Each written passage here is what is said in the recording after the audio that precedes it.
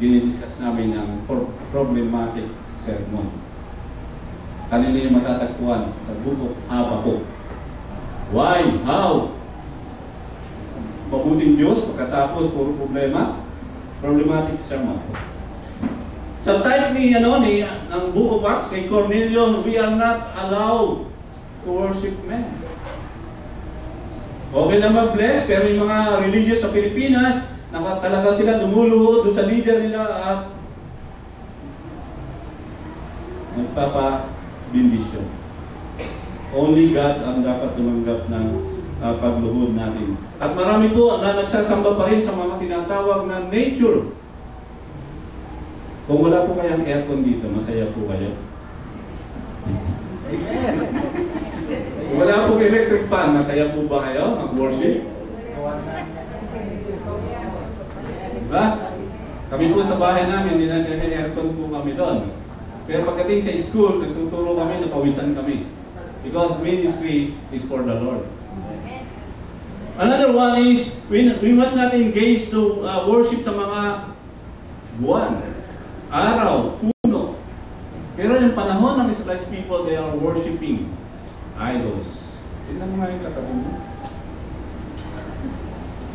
Sino kaya ang sinasamba yan? Hindi rin po tayo pinapahintulot na magsamba sa mga anghel. Kilala niyo yung pinakamagaling na anghel sa langit before the fall? Number 1 si Lucifer. The second one? Gabriel. Number 2, 3? Michael. Kaya nga 1/3 ng heaven napunta sa kay Lucifer, angels. Kaya marami pong may mga nunod na punso, mga ano. Kapag kinalapit kayo, ingat po kayo. Hindi po yung dapat worship. Ang object of worship is yung bagay o Diyos na iyong sinasamba. Object of worship. Ito po ang process mo. Binanggit ng ating sister kanina in Luke chapter 4:8. Ang context, ang sabi po doon ay, thou shalt worship the Lord thy God. Ang context ay si Satanas at si Jesus Christ. Tama po ba? Lagi ko natatandaan yan.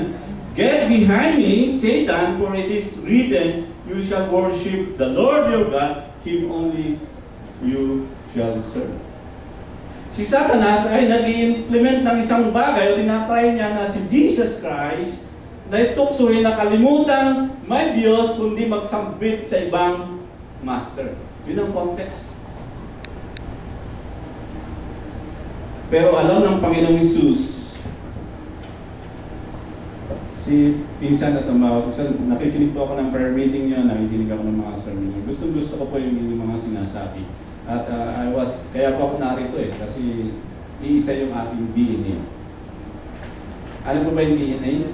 Nasa program po niyo. Okay, basa po yung program sa unahan. Ano po ang DNA ng Jesus Christ, the Savior Christian Fellowship? Ano po ang DNA? Sabay-sabay po tayo. 1, 2, 3, begin. Ang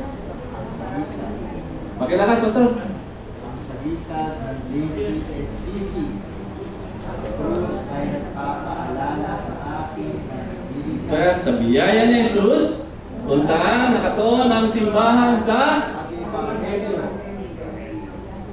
Ano po ibig sabihin niya? When was the last time you shared the gospel? Bato-bato sa langit. May magbago na. Bakit po mahalaga? Kasi worship din po ang pagbabahagi ng salita ng Diyos. There are thousands of angels rejoicing in heaven sa isang kaluluwa na maliligtas na ginamit ka ng Panginoon. Pakitapin ko ngayon katabi mo sa Pino. Magbahagi ka naman. Next, ano po